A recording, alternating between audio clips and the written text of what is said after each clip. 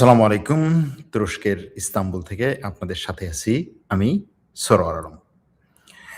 কয়েকটা প্রশ্ন ঘুরপাক খাচ্ছে, ব্যাপকভাবে ঘুরপাক খাচ্ছে।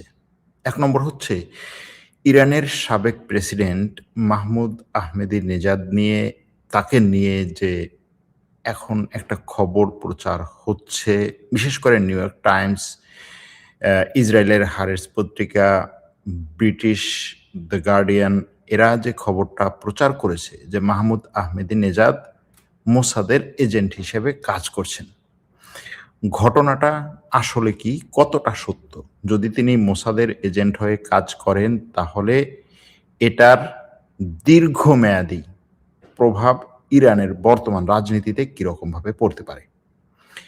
দ্বিতীয় প্রশ্ন, গত কয়েকদিন আগে একটা ভিডিও করেছিলাম যে ইরান, গাজা, ফিলিস্তিন এবং লেবাননে যে যুদ্ধ ইসরায়েল আমেরিকা চালাচ্ছে সেই যুদ্ধের যে খলনায়ক বা দ্বিতীয় প্রভাবক যে এই যুদ্ধে আমেরিকার প্রেসিডেন্টকে ঢুকিয়েছেন সেই লিন্ডসে গ্রাহাম মারা গেছে। তার মৃত্যু নিয়ে এখনো ধোঁয়াশা কাটেনি।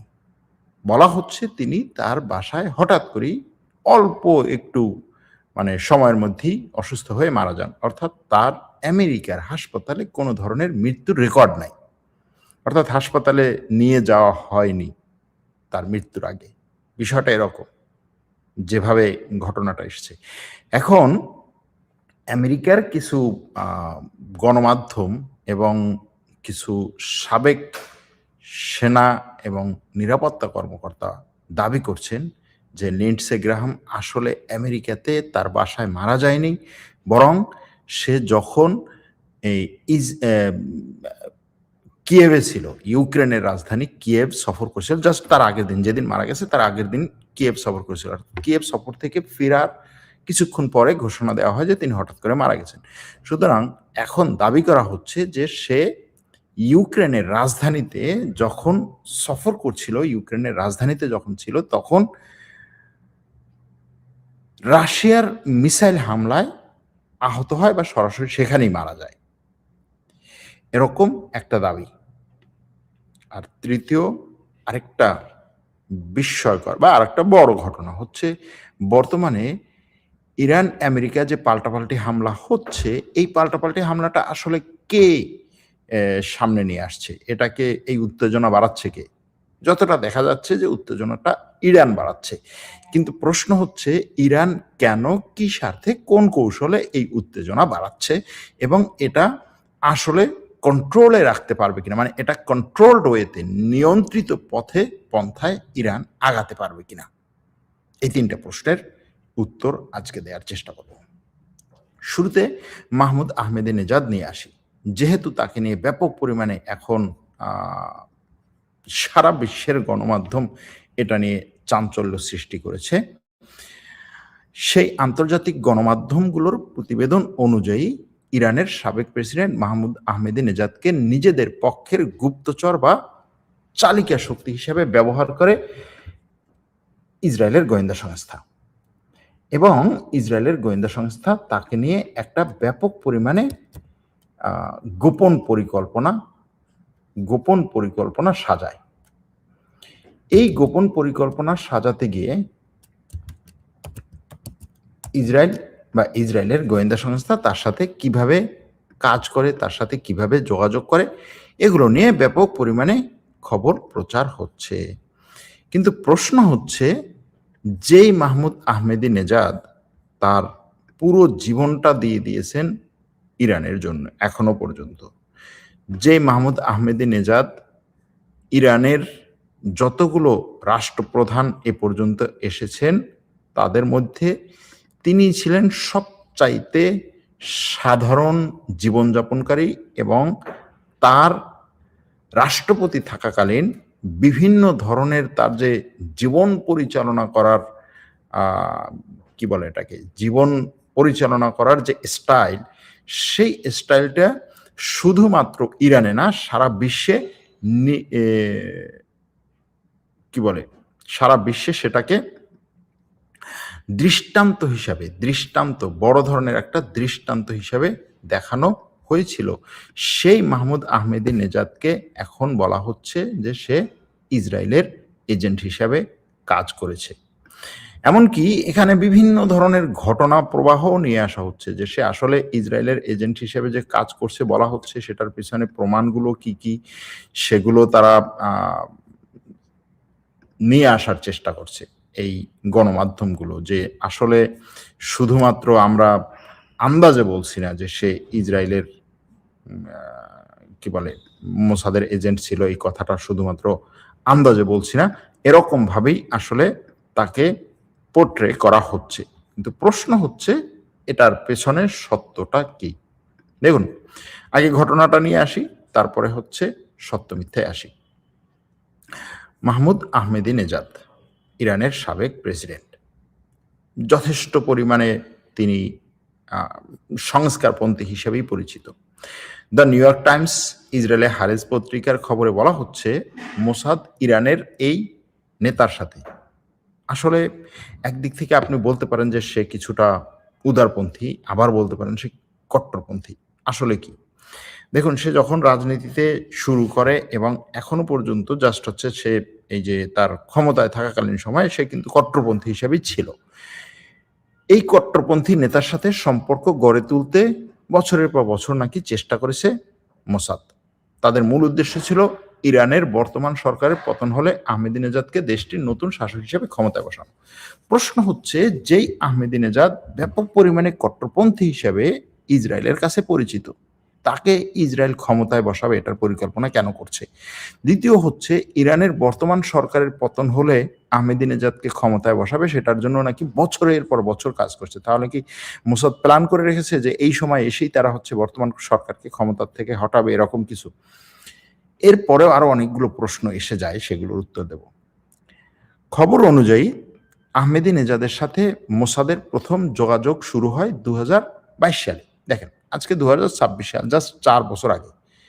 4 বছর আগে মোসাদ আহমেদিনেজাদের সাথে হঠাৎ করে যোগাযোগ শুরু করলো এবং আহমেদিনেজাদ মোসাদকে বললো, হ্যাঁ আমি তোমাদের চর হয়ে কাজ করব। আমি এত বছর ধরে যে রাজনৈতিক আদর্শে, যেই রাজনৈতিক কি বলে রাজনৈতিক এবং ধর্মীয় আদর্শে, যেই দেশপ্রেমে বড় হয়েছি, যেটাকে আমি দেখিয়েছি, এইগুলো কোনো কিছুই ঠিক না, কোনো কিছুর দরকার নাই। আমি তোমাদের এজেন্ট হয়ে তোমাদের জন্য কাজ করব। আমি যে আমার রাষ্ট্রপতি থাকাকালীন সময়ে যেই সমস্ত কাজ করছি সেগুলোরও কোনো ভ্যালু নেই। গেল সেটা।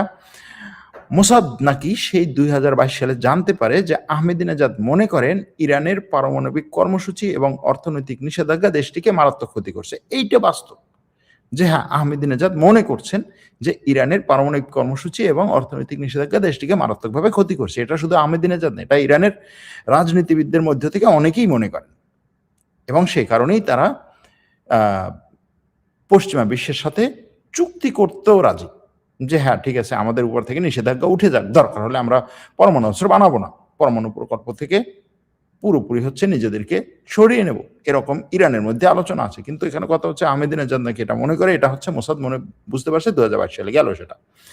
এখন এইখানে সবচেয়ে ডেঞ্জারাস যে কথাটা, সেটা হচ্ছে মোসাদের সাবেক প্রধান ডেভিড বার্নিয়া, মোসাদের সাবেক প্রধান ডেভিড বার্নিয়ার সাথে নাকি আহমেদিনেজাদের 2024 সালে এবং 2025 সালে বৈঠক হয়। বৈঠকটা কোথায় হয়? বৈঠকটা হয় হচ্ছে হাঙ্গেরির রাজধানী বুদাপেস্টে। এখন ওই সময়ে আহমেদিনেজাদ হাঙ্গেরির রাজধানী বুদাপেস্টে গিয়েছেন একটা বিশ্ববিদ্যালয় জলবায়ু সম্মেলনকে কেন্দ্র করে।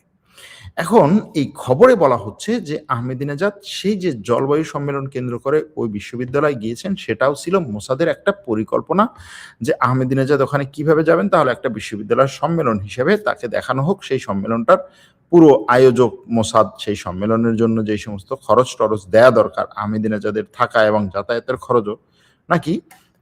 খরচও নাকি মোসাদ দিয়েছে এবং মোসাদের প্রধানের সাথে বৈঠক হয়েছে। এখন এটার প্রমাণ বাইরের থেকে দেয়া কঠিন, বাইরের থেকে এই মুহূর্তে দেওয়া কঠিন, যেহেতু আহমেদিনেজাদ নিজে যতক্ষণে এসে না বলবেন ততক্ষণে এটার প্রমাণ দেওয়া কঠিন যে হ্যাঁ তার ওই সময় বৈঠক হয়েছে কিনা। এখন এই বৈঠকের পরে বলা হচ্ছে যে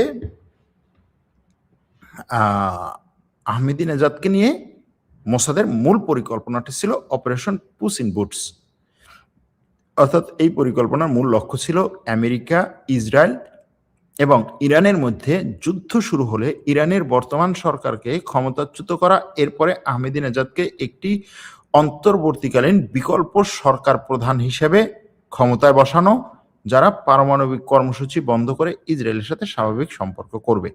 এখন যেই মাহমুদ আহমেদিনেজাদ ক্ষমতায় থাকাকালীন সময়ে তার ইরানের সাথে কোনো ধরনের এই ইসরায়েলের সাথে এই ধরনের সম্পর্ক গড়েনি, সে নতুন করে এখন ক্ষমতায় আসলে ইসরায়েলের সাথে এই ধরনের সম্পর্ক গড়বে। এরকম হতে পারে যে ঠিক আছে, সে পরিকল্পনা হয়তো করে রাখছে, শুধুমাত্র আহমেদিনেজাদ না, সাবেক ইরানের পররাষ্ট্রমন্ত্রীর ক্ষেত্রেও জাওয়াদ জারিফের ক্ষেত্রেও এটা বলা হচ্ছে যে তিনিও মূলত একটা সংস্কারপন্থী রাজনৈতিক নেতা হিসেবে সামনে এসেছেন এবং তিনি মনে করছেন যে আসলে বর্তমান যে সরকার ক্ষমতায় আছে তারা যতটা কট্টরভাবে হচ্ছে ইসরায়েল আমেরিকার বিরুদ্ধে যাচ্ছে এবং যুদ্ধ করতে যাচ্ছে, এটা আমাদের জন্য ঠিক না। এটা হতে পারে, কিন্তু সেটার জন্য তার ইসরায়েলের সাথে মোসাদের সাথে বৈঠক, এইটা একটা এখনো পর্যন্ত প্রশ্নের ব্যাপার। দেখা যাক তারপরে লেভেলে আসি। তারপরে কি হয়েছে, এখন ওই খবরে বলা হচ্ছে যে ঠিক আছে, এত কিছু পরিকল্পনা, তাহলে পরিকল্পনাটা ভেস্তে গেল কেন, বাদ হয়ে গেল কেন? বলা হচ্ছে 28শে ফেব্রুয়ারি যখন ইসরায়েল আমেরিকা ইরানের উপর আক্রমণ করে, সেই দিন ইরানের রাজধানী তেহরানে আহমেদিনেজাদের বাড়ির উপরে ইসরায়েল একটা বিমান হামলা চালায়, যেন চারপাশের নজরদারি ভেঙে তাকে বের করে আনা যায়। খবরে বলা হচ্ছে যে আহমেদিনেজাদ তখন হাউস অ্যারেস্ট বা গৃহবন্দী ছিলেন। সুতরাং তাকে এই গৃহবন্দী থেকে সরানোর জন্য ইসরায়েল তার বাড়ির আশেপাশে আক্রমণ চালায়। এরপরে মোসাদের এজেন্টরা একটা কালো পিজো জিপে করে তাকে উদ্ধার করে ইরানের ভেতরেই একটা গোপন আস্তানায় নিয়ে যায়। কিন্তু এই পুরো উদ্ধার প্রক্রিয়াটি আহমেদিনেজাদের নাকি পছন্দ হয়নি। বিদেশি শক্তির সাহায্যে ক্ষমতায় বসার এই পুরো পরিকল্পনা নিয়ে তার মনে চরম সন্দেহ তৈরি হয়। তিনি সেই গোপন আস্তানা থেকে চলে যান বা পালিয়ে যান, ফলে পুরো পরিকল্পনাটি ব্যর্থ হয়। এখন এইখানে এই পুরো ঘটনার মূল যে দুইটা টুইস্ট, একটা হচ্ছে সে মোসাদের এজেন্টের সাথে কথা, মানে মোসাদের এজেন্ট না, শুধু মোসাদের প্রধানের সাথে যে বৈঠক করে পুরো হিসাব নিকাশ করে বলছে যে হ্যাঁ, আমি ক্ষমতায় আসবো, তোমরা ইরানের সরকারকে ক্ষমতাচ্যুত করবা, তোমরা ইরানের সরকারকে যখন ক্ষমতাচ্যুত করবা তখন আমি ক্ষমতায় বসবো, তোমরা আমাকে ক্ষমতায় বসাবো, সব কিছু সে রেডি করলো। তো যখন ইরানের উপরে আক্রমণ হলো, আক্রমণে তার ঘর থেকে তারা বের করে নিয়ে গেল, বের করে নিয়ে যাওয়ার পরে তাকে একেবারে বাঁচিয়ে একটা গোপন জায়গায় নিয়ে গেল। গোপন জায়গায় নিয়ে যাওয়ার পরে সে বসে বসে চিন্তা করলো, আচ্ছা আমরা আসলে যেইভাবে পরিকল্পনা করেছি এইগুলো আসলে কোনোটাই আমার দেশের জন্য ঠিক না, আমার দেশের জন্য ভালো না। আমার আসলে এখন মানে তার কি বলে মতিগতি ঠিক হয়েছে আর কি। এতদিন সে মতিভ্রমে ছিল, হঠাৎ করে তার মনে হলো আরে আমি কি কাজের মধ্যে ঢুকছি 2022 সাল থেকে এই পর্যন্ত, এটা তো ঠিক না, আমি এখান থেকে পালিয়ে যাই। সে সেখান থেকে পালিয়ে গেল। এটা হচ্ছে এই গল্পের মূল কাহিনী। এখন প্রশ্ন হচ্ছে আহমেদিনেজাদ কোথায় আছে বর্তমানে? বর্তমানে তিনি আটক আছেন, তাকে গৃহবন্দী করে রাখা হয়েছে, খবরের কথা। এখন ইসরায়েলের সাথে তার এই যে গোপন যোগাযোগ, তার এই যে গোপন আতাত, এটা নাকি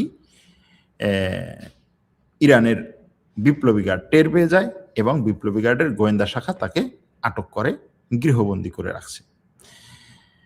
এই পরিস্থিতিতে তাকে গৃহবন্দী করে যদি রাখা হয়, তাহলে আয়াতুল্লাহ আলী খোমেনির জানা যায় তাকে কেন দেখা যাবে? তাকে কিন্তু দেখা গেছে, বলছে কড়া পাহাড়ের মধ্যে তাকে দেখা গেছে। এখন এই জায়গাতে অনেকগুলো ব্যাপার আসে। ব্যাপারটা হচ্ছে যে আসলেই আহমেদিনেজাদ মোসাদের এজেন্ট ছিলেন কিনা। মোসাদের এজেন্টদের ক্ষেত্রে যে ব্যাপারটা, যে মোসাদের এজেন্টরা যদি হচ্ছে এক্সপোজ হয়ে যায়, অর্থাৎ যদি পরিচয় প্রকাশ হয়ে যায়, তাদেরকে মোসাদ বাঁচিয়ে রাখে না, হত্যা করে। তো ইরানের এত কিছুকে হত্যা করতে পারলো, আহমেদিনেজাদের বাড়ির আশেপাশে ওই সময়, ওই যুদ্ধের সময় বাড়ির আশেপাশে আক্রমণ করে তাকে সেখান থেকে সরিয়ে নিতে পারলো,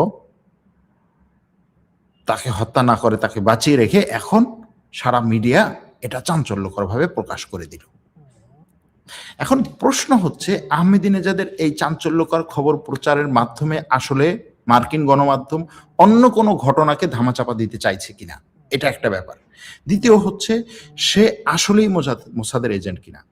দেখেন ২০২৪ সালে তুরস্কের সিএনএন তুর্কে একটা সাক্ষাৎকার প্রচার হয় আহমেদিনেজাদের। সেখানে তিনি নিজে বলেন যে ইসরায়েলি গুপ্তচরদের ধরার জন্য ইরাল যে বিশাল গোয়েন্দা ইউনিট তৈরি করেছিল সেটির প্রধান নিজেই ছিলেন মোসাদের একজন ডাবল এজেন্ট, অর্থাৎ তিনি উভয় পক্ষেরই গুপ্তচর ভিত্তিক করতেন। তার দাবি অনুযায়ী ওই ইউনিটের প্রধান এবং আরো ২০ জন কর্মকর্তা ইরানের পারমাণবিক নথি চুরি করে এবং বিজ্ঞানীদের হত্যা করে ২০২১ সালে ইসরায়েলে পালিয়ে যান। এখন এই যে আহমেদিনেজাদ কিন্তু তার গোয়েন্দা সংস্থা নিয়ে এর আগেও এই ধরনের কথা বলেছিল যে আমরা আসলে কাউন্টার ইন্টেলিজেন্স যে ইউনিটটা গঠন করার চেষ্টা করছি, যারা হচ্ছে আমাদের ইন্টেলিজেন্সের মধ্যে মোসাদের এজেন্ট কারা আছে এদেরকে খুঁজে বের করবে, সেই কাউন্টার ইন্টেলিজেন্সের প্রধানই ছিল মোসাদের এজেন্ট। এটা তার কথা। এখন এই কথার সূত্র ধরে আপনি কি বলতে পারবেন যে ইরানের সাবেক রাষ্ট্রপতি নিজেই হচ্ছে মোসাদের এজেন্ট? এখন ইরানের মধ্যে সত্য কথা যেটা, যে মোসাদের এজেন্ট এত বেশি যে এটাকে এরকম ভাবে হ্যাঁ হতেই পারে, ওকে হতেই পারে, কিন্তু প্রশ্ন যেটা থেকে যায় সেটা হচ্ছে তাকে কেন তাহলে মোসাদ হত্যা করেনি, বরং এখন এক্সপোজ করছে, কেন এখন হচ্ছে ছড়িয়ে দিচ্ছে, কেন গত ৪ মাসে এটা হয়নি, কেন তাকে যখনই হচ্ছে সরিয়ে নেওয়ার পরে সে পালিয়ে গেল, কিভাবে সে ওই জায়গা থেকে পালিয়ে গেল। এখন এরকমও হতে পারে যে আসলে মাহমুদ আহমেদিনেজাদ হয়তোবা মনে করছেন যে ঠিক আছে ইসরায়েলের মোসাদের এজেন্টের সাথে বসে যদি একটা সমঝোতায় আসা যায়, এটা অনেক সময় হয়। ধরেন আমেরিকা এবং তালেবান এরা একে অপরের শত্রু, মানে একে অপরকে হত্যা করার জন্য সবকিছু করেছে, কিন্তু আফগানিস্তানের সমস্যার সমাধানের জন্য তারা চুক্তিতে এসেছে। চুক্তিতে আসার আগে তাদের মধ্যে বৈঠক হয়েছে, বিভিন্ন ধরনের বৈঠক হয়েছে। এরকম একটা জিনিস হতে পারে যে সে বুদাপেস্টে গিয়ে বৈঠকে বসেছে। এখন তার এই হাঙ্গেরি সফর মোসাদ টাকা দিয়েছে, সেটা এরকম হতে পারে যে সরাসরি মোসাদ না, বরং হচ্ছে ইরানের কোনো একজন ব্যবসায়ী বা ইরানের কোনো একজন সরকারকে সাপোর্ট করে এরকম কোনো ব্যক্তি তার খরচগুলো দিয়েছে, হয়তো সে নিজেও জানে না যেটা মোসাদের লোক দিয়েছে, এরকমও হতে পারে। আবার তার বাসায় আক্রমণের পরে তাকে মোসাদের এজেন্টরা ওখান থেকে সরিয়ে নিয়ে একটা গোপন জায়গায় রেখেছে। এখন ওই মুহূর্তে ২৮শে ফেব্রুয়ারি যখন আক্রমণগুলো শুরু হয়, সেই আক্রমণ শুরু হওয়ার পরে স্বাভাবিকভাবেই ইরানের যে কোনো রাজনৈতিক ব্যক্তি তার বাসার আশেপাশে যখন হচ্ছে সবকিছু ধ্বংস করা হবে, যখন আক্রমণ হবে, তখন স্বাভাবিকভাবেই সে চাইবে যে ওইখান থেকে বেরিয়ে কোনো নিরাপদ আস্থায় যাওয়া, এবং সেই ক্ষেত্রে সরকারের মধ্যে বিভিন্ন গোয়েন্দা সংস্থার লোকজন তাকে সাপোর্ট করে হয়তোবা সেখান থেকে সরিয়ে নিয়ে যেতে পারে। এখন সেই সরিয়ে নিয়ে যাওয়ার সময় তারা মোসাদের এজেন্ট কিনা, মোসাদের এজেন্টরা তাকে সরিয়ে নিয়ে গিয়েছে কিনা, এইটা ওই সময় হয়তো বোঝা কঠিন। পরবর্তীতে তাকে যখন অন্য একটা জায়গায় নিয়ে আটক করা হয়, এবং আটক করে রাখার পরে যেটা বলা হচ্ছে যে তাকে একটা জায়গায় নিয়ে গৃহবন্দী করে রাখা হয়, এবং সেই গৃহবন্দী থাকা অবস্থায় তিনি বুঝতে পারেন যে আরে এই যে কাজগুলো হচ্ছে এই কাজগুলো ঠিক না। হয়তো সেই সময় তাকে আরো বেশি চাপ দেওয়া হচ্ছে যে আমরা ইরানে একেবারে সবকিছু ধ্বংস করে দিচ্ছি, তছনছ করে দিচ্ছি, ইরানের আলী খামেনেই বেঁচে নেই, ইরানের কোনো নেতৃত্ব বেঁচে নেই, সুতরাং তুমি হবা ইরানের প্রেসিডেন্ট। তখন সে হয়তো বুঝতে পারছে যে আমি কোনো একটা চক্রের মধ্যে পড়ে গেলাম। এটা হতে পারে এরকম একটা ঘটনা, মানে যদি আপনি পজিটিভ ভাবে দেখেন। আর যদি নেগেটিভ ভাবে দেখেন তাহলে যেই ঘটনাগুলো হচ্ছে সবগুলো যে হ্যাঁ ইরানের মধ্যে সব জায়গায় তো মোসাদের এজেন্ট আছে, সুতরাং মোসাদের এজেন্ট হতেই পারে, এটা কোনো ব্যাপারই না, এরকম ভাবে নিতে পারেন। কিন্তু যদি আপনি জাস্ট হচ্ছে এই খবরগুলোকে এভাবে দেখেন যে এই জিনিসটা এরকম হতে পারে, তারপরে হচ্ছে সেই গৃহবন্দী আছে। হ্যাঁ, এই গৃহবন্দির বিষয়টাও ঘটা সম্ভব যে আইআরজিসি বা হচ্ছে বিপ্লবী গার্ড যখন বুঝতে পারছে যে হ্যাঁ ঠিক আছে তার উপরে আসলে মোসাদের ব্যাপক পরিমাণে হচ্ছে কড়া নজর বা কি বলে বদনজর পড়েছে, তাকে হচ্ছে বাঁচানো দরকার, এবং তাকে গৃহবন্দী করে রাখা হয়েছে। গৃহবন্দী অথবা বলতে পারেন এটাকে যে তাকে বিপ্লবী গার্ডের গোয়েন্দা সাপোর্টে রাখা হয়েছে, এভাবে বলা যায় আপনি যেভাবে দেখেন। বিষয়টা হচ্ছে এই, এখন এই মুহূর্তে কেন এই খবরটাকে প্রচার করা হচ্ছে, 3টা কারণ। একটা হচ্ছে অ্যাসিমেট্রিক যুদ্ধ, যেটা অর্থাৎ আপনি মাঠে যুদ্ধ করার বাইরে আপনি মিডিয়া যুদ্ধ চালাচ্ছেন, সেটা কিন্তু এই ইসরায়েল আমেরিকা এই গত 2 সপ্তাহে ব্যাপক পরিমাণে চালাচ্ছে। ধরেন ইরানের এজেন্টরা ট্রাম্পকে হত্যা করতে চাইছে, ট্রাম্পকে হত্যা করতে চেয়েছিল তুরস্কের রাজধানী আঙ্কারা থাকাকালীন অবস্থায়। তারপরে হচ্ছে ট্রাম্প নিজে বলেছে যে আমি ইরানের হিট লিস্টের একেবারে প্রধান আসামি হিসেবে আছি।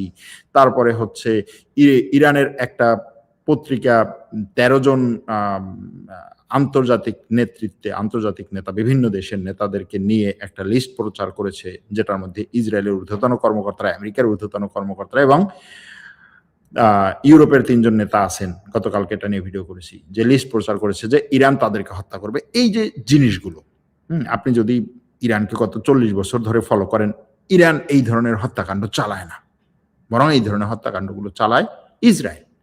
বিভিন্ন দেশের নেতাদেরকে গিয়ে হত্যা করে তারপরে হচ্ছে বলে না আমি এগুলো কিছুই করিনি, কয়েক বছর পরে বলে হ্যাঁ আমি করেছি, দেখছো, খবর আছে তোমার। তো এই যে তথ্যযুদ্ধ এটা চলছে এখন। এই তথ্যযুদ্ধ চলার মধ্যে এই আহমেদিনেজাদের ঘটনাটাও, আহমেদিনেজাদের খবরটাও এই তথ্যযুদ্ধের একটা অংশ কিনা, এই প্রশ্নটা বারবার সামনে আসবে। আর এই যে লিন্ডসে গ্রাহামের কথা বলেছিলাম, যে আমেরিকার ডোনাল্ড ট্রাম্পের সবচাইতে ঘনিষ্ঠ এবং ইসরায়েলের তার চেয়ে বড় হচ্ছে ইসরায়েলের সবচেয়ে ঘনিষ্ঠ, ইসরায়েলের একনিষ্ঠ সমর্থক, ইসরায়েলের জন্য নিজের জীবনকে উৎসর্গ করে দেয়া এই লিন্ডসে গ্রাহাম, যিনি স্পষ্ট করে, একেবারে স্পষ্ট করে বলেছে ইসরায়েলকে সাপোর্ট না করা, মধ্যপ্রাচ্যের যে কোনো দেশকে ধ্বংস করার অধিকার ইসরায়েলের আছে। ইসরায়েলকে সমর্থন না করা, ইসরায়েলের বিরুদ্ধে দাঁড়ানো, মধ্যপ্রাচ্যের প্রত্যেকটা মানুষকে হত্যা করার অধিকার ইসরায়েলের আছে। এই ধরনের বক্তব্য এবং ইসরায়েলকে এই কাজে, ইসরায়েল এই যে গণহত্যাগুলো চালাচ্ছে গাজাতে, লেবাননে, ইরানে, অন্যান্য জায়গায়, সেগুলোকে সরাসরি সাপোর্ট দেওয়ার জন্য সে পুরো আমেরিকাতে লবি চালিয়েছে। সেই ব্যক্তিটি হঠাৎ করে মারা গেল। এখন সে যদি সত্যি সত্যি ইউক্রেনে গিয়ে রাশিয়ার আক্রমণে, রাশিয়ার মিসাইল আক্রমণে নিহত হয় ইউক্রেনে, এবং সেখানে তার এই প্রচারটা করা হলো না, যে না তাকে দেশে নেওয়ার পরে আমরা হঠাৎ করে বলে দেবো যে সে অসুস্থ হয়ে সাথে সাথে মারা গেছে, তাকে হাসপাতালে নেওয়ার সুযোগ নেই। কারণ হাসপাতালের রেকর্ডে তো তখন চাইবে যে ঠিক আছে হাসপাতালে মারা গেছে, ওকে হাসপাতাল থেকে বলুক। অনেকে হয়তো এই রেকর্ডটা খুঁজে বের করার চেষ্টা করবে, হাসপাতালে নেওয়ার সুযোগ হয়নি, মারা গেছে, মানে তাই হাসপাতালে যাওয়ার সুযোগ দেয়নি, মারা গেছে, ওকে তাকে দাফন দেওয়া হোক।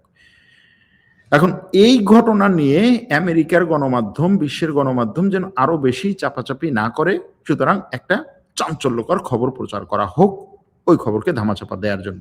এটা হতে পারে, হতে পারে। এখানে কোনো কিছু কি এখন আর মানে সম্ভবই না, এটা বলা যায় না। এখন এই ঘটনার মধ্যে তৃতীয় যে বিষয়টাতে আলোচনা করতে চাই, সেই তৃতীয় বিষয়টা হচ্ছে আমেরিকা ইরান যে যুদ্ধটা চলছে, এই যুদ্ধে এখন কে দায়ী এবং কেন? আমেরিকা দায়ী না ইরান দায়ী? স্বাভাবিকভাবে দেখা যাচ্ছে যে ইরান যুদ্ধটাকে উস্কে দিচ্ছে। সে জাহাজগুলোতে হামলা চালাচ্ছে, একের পর এক হামলা চালাচ্ছে, ওমানের কুল দিয়ে যাওয়া জাহাজে হামলা চালাচ্ছে, এবং সেই হামলার বিপরীতে যে আমেরিকা হামলা চালাবে সেটা সে জানেই, সেটা জেনেই হামলা চালাচ্ছে। এবং সেই হামলাগুলো এমন একটা সময় শুরু হয়েছে যখন ইরানের মোজতাবা খামেনেই বার্তা পাঠিয়েছে ইরানের কাছে এবং ইরানের বিপ্লবী গার্ডের কাছে যে আমার বাবাকে যে হত্যা করেছে এটার প্রতিশোধ আমাদের নিতে হবে। তার বাবা হিসেবে না, বরং হচ্ছে এখানে ইরানকে দেখানো হচ্ছে, ইরানে এটাকে দেখানো হচ্ছে যে সর্বোচ্চ ধর্মীয় নেতাকে যে হত্যা করেছে তার প্রতিশোধ আমাদের নিতেই হবে, এবং সেটার জন্য যারা এটার পিছনে আছে তাদের কাউকে আমি সুস্থে ঘুমাতে দেব না। এখন এই যে সুস্থ ঘুমাতে দেব না, এটার জন্য আমেরিকা এখন পাল্টা আক্রমণ করছে। এখন আমেরিকা পাল্টা আক্রমণ করছে, ইরান হরমুজ প্রণালী বন্ধ করছে। আমেরিকা পাল্টা আক্রমণ করছে, ইরান হরমুজের গলা চেপে ধরছে। এখন ইরান হরমুজের গলা যত চেপে ধরবে আমেরিকা তত বেশি অস্বস্তিতে থাকবে। আমেরিকা এবং বিশ্বে তেলের দাম বাড়বে, গ্যাসের দাম বাড়বে। আমেরিকা এই যে হরমুজ প্রণালী খুলে না দিলে যে আমেরিকার সমস্যায় পড়ছে, এটা ইরান খুব ভালো করে দেখছে। এবং এই হরমুজ প্রণালী খোলার জন্য ট্রাম্প বারবার যে ইরানের সাথে চুক্তি করতে আসছে, এবং ইরানের সাথে যে চুক্তিটা করছে সেই চুক্তিটা যে আসলে একটা কি বলে এটাকে, কি চুক্তি, আমেরিকার বিপক্ষে বা ইরানের পক্ষের একটা চুক্তি, সেটা সে বুঝতে পারছে। এই জিনিসগুলোর কারণে ইরান মনে করছে যে এই মুহূর্তে এই যে 60 দিনের যে একটা যুদ্ধবিরতি বা 60 দিনের যে আলোচনার কথা, সেই আলোচনায় ইরান নিজেকে শক্তিশালী রাখতে সে আমেরিকার উপরে আরো বেশি চাপ সৃষ্টি করতে চাইছে, যে ঠিক আছে তুমি যুদ্ধ চালাও, ওকে কোনো সমস্যা নেই, আসো আক্রমণ করো, আমি হরমুজ প্রণালী বন্ধ করে দেবো, তুমি আরো বেশি জিনিস তখন মানতে বাধ্য হবা। এবং নির্বাচন তোমার যত ঘনিষ্ঠ হবে, ঘনিয়ে আসবে, তুমি তত এই যুদ্ধ চালালে দেশের মধ্যে তুমি অস্বস্তিতে থাকবা। এটা একটা, ইরান এটা চাইতে পারে এবং এই হরমুজ প্রণালী খুলে দেওয়ার জন্য ট্রাম্প ইরানকে হুমকি ধামকি দেয়, ইরানে আক্রমণও চালায়, কিন্তু ট্রাম্প একটা কথা বলেছে যে আমরা এই অঞ্চলের মধ্যপ্রাচ্যের মুসলিম দেশগুলোকে নিরাপত্তা দিচ্ছি, সৌদি আরব, কাতার, কুয়েত, বাহরাইন, তারপরে হচ্ছে জর্ডান, এগুলোকে এবং ওমান, এগুলোকে আমরা নিশ্চয়তা দিচ্ছি, নিরাপত্তা দিচ্ছি। সুতরাং এই দেশগুলো আমাদেরকে টাকা দেওয়া দরকার, এই দেশগুলোর যুদ্ধে আসা দরকার। এখন ইরান যেভাবে এইখানে আমেরিকা আক্রমণের পরে পাল্টা আক্রমণগুলো চালাচ্ছে, ওমানে পাল্টা আক্রমণ করতেছে, একটা সময় ওমান এবং ইরান, কিছুদিন আগে ওমান এবং ইরানের মধ্যে একটা আলোচনা ছিল যে ঠিক আছে হরমুজ প্রণালী আমরা দুইজনে একত্রে হচ্ছে কন্ট্রোল করব, কিন্তু সেই ওমানের উপরে ইরান আক্রমণ করছে, কাতারে আক্রমণ করছে, সংযুক্ত আরব আমিরাতে আক্রমণ করছে, বাহরাইনে আক্রমণ করেছে, কুয়েতে আক্রমণ করেছে, সৌদি আরবে আক্রমণ করেছে, আমেরিকার ঘাঁটিগুলোতে বলা হচ্ছে। শুধুমাত্র তাই না, এখানে নতুন একটা জিনিস এই যুদ্ধে যোগ হয়েছে, সেটা হচ্ছে হুথিরা এই প্রথম সৌদি আরবে, এই যুদ্ধে শুরু হওয়ার পরে এই প্রথম সৌদি আরবে আক্রমণ করেছে এবং সৌদি আরবের একটা বিমানবন্দরে হামলা চালিয়েছে। এটার পেছনে হুথিরা বলছে যে সৌদি আরব থেকে তাদের উপরে শুরুতে আক্রমণ হয়েছে, সুতরাং তারা সৌদি আরবের উপরে পাল্টা আক্রমণ করছে। এখন এই হুথিদেরকে এই যুদ্ধে টেনে আনার জন্য সৌদি আরব হুথিদের উপরে আক্রমণ করেছে, নাকি অন্য কেউ হুথিদের উপরে আক্রমণ করে তারপরে হচ্ছে এই যুদ্ধে হুথিদেরকে টেনে আনছে, সেটা একটা ব্যাপার। দ্বিতীয় হচ্ছে, আক্রমণের পরে হুথিরা চুপ করে না থেকে বরং সৌদি আরবের উপরে যে পাল্টা আক্রমণটা করছে, এটা ইরানের কাছ থেকে একটা বার্তা যে আমেরিকা যেভাবে বলছে যে এই মধ্যপ্রাচ্যের দেশগুলো তোমরা এই যুদ্ধে যোগ দাও, তোমরা এই যুদ্ধে যোগ না দিলে হচ্ছে আমি এই যুদ্ধ দীর্ঘায়িত করতে পারবো না, বা তোমাদেরকে আমি যে সাপোর্ট দিচ্ছি সেটার জন্য ইরানের বিরুদ্ধে এই যুদ্ধে যোগ দেওয়া দরকার। এটা ইরানের একটা বার্তা যে তোমরা যদি এই যুদ্ধে সরাসরি যোগ দাও, আমার বিরুদ্ধে দাঁড়াও, তাহলে দেখো হুথিদেরকে দিয়ে কিন্তু তোমার বিমানবন্দর, তোমার তেলের শোধনাগার সবকিছু আমি ধ্বংস করে দিতে পারি। এবং আরো একটা জায়গা আছে, সেটা হচ্ছে হরমুজ প্রণালী যেরকম একটা স্ট্র্যাটেজিক জায়গা, যেটা ইরান এই যুদ্ধে এখন সবচেয়ে বেশি ব্যবহার করছে, পরমাণু অস্ত্রের চেয়েও বেশি, সেরকম ভাবে বাব আল মানদেব, অর্থাৎ এই ভারত মহাসাগর থেকে লোহিত সাগরে ঢোকার যে গলা বা চিকন যে প্রণালী, বাব আল মানদেব প্রণালীকে এই হুথিদের দিয়ে বন্ধ করা সম্ভব। এটাও ইরান একটা বার্তা দিচ্ছে যে যুদ্ধ যদি আরো বেশি প্রশস্ত হয়, এখানে এই অঞ্চলের আরব দেশগুলো যদি সরাসরি আমার বিরুদ্ধে আক্রমণে আমেরিকার সাথে একত্রে জোট করে যুদ্ধ করতে আসে, তাহলে এই হুথিদেরকে দিয়ে এবং বাব আল মানদেব দিয়ে আমি আরো বেশি চাপ সৃষ্টি করব। অর্থাৎ এখানে ইরান এখন ট্রাম্পের লেভেলে, ট্রাম্পের স্টাইলে খেলছে। কি ট্রাম্প কি করতো, যে আমি তোমার উপরে প্রেশার ক্রিয়েট করব, তুমি আমার সাথে আসো, আমার সাথে খেলো। এখন ইরান চেষ্টা করছে যে আমি তোমার উপরে প্রেশার ক্রিয়েট করব, তুমি আমার সাথে আসো, আমার স্টাইলে খেলো। এখন এই খেলা কতটা নিয়ন্ত্রিত ভাবে থাকে, নিয়ন্ত্রিত বলছি এজন্য যে ইরান যে প্রেশার ক্রিয়েট করতে চাইছে, সেই প্রেশার ক্রিয়েট করতে গিয়ে যদি মধ্যপ্রাচ্যের দেশগুলো সরাসরি এই যুদ্ধে যোগ দিয়ে ফেলে, তাহলে এই যুদ্ধ নিয়ন্ত্রণের বাইরে চলে যেতে পারে। আর যদি এরকম হয় যে না, মধ্যপ্রাচ্যের দেশগুলো যুদ্ধে যোগ দিচ্ছে না, বরং ইরান এবং আমেরিকাই খেলছে এবং পাল্টা আক্রমণ করছে, হরমুজ প্রণালী বন্ধই আছে, আমেরিকা তার সামনের নির্বাচনে অর্থনৈতিকভাবে ঝামেলার মধ্যে পড়ছে, এবং আমেরিকা এই ঝামেলার মধ্যে পড়ে ইরানের শর্তে আসছে যে না, আমার উপরে কোনো ধরনের হচ্ছে অতিরিক্ত প্রেশার ক্রিয়েট করতে পারবে না, চাপিয়ে দিতে পারবে না, তখন দেখা যাবে যে হ্যাঁ, এটা স্ট্র্যাটেজিক্যালি ইরানের জন্য একটা বিজয় বা ভালো জিনিস। কিন্তু এটা কতটা নিয়ন্ত্রিতভাবে থাকবে, কতদিন নিয়ন্ত্রিতভাবে থাকবে, এটা দেখা দরকার। কারণ ওই একটা কথা আছে, যুদ্ধের প্রথম গুলিটা আপনি ছুড়তে পারেন, কিন্তু শেষ পর্যন্ত ওই গুলি আর কার গায়ে গিয়ে লাগবে বা ওই যুদ্ধে আর কে জড়াবে আপনি বলতে পারেন না। এরকম একটা পরিস্থিতি। দেখা যাক কি হয় শেষ পর্যন্ত। ভালো থাকবেন, সুস্থ থাকবেন। আল্লাহ হাফেজ।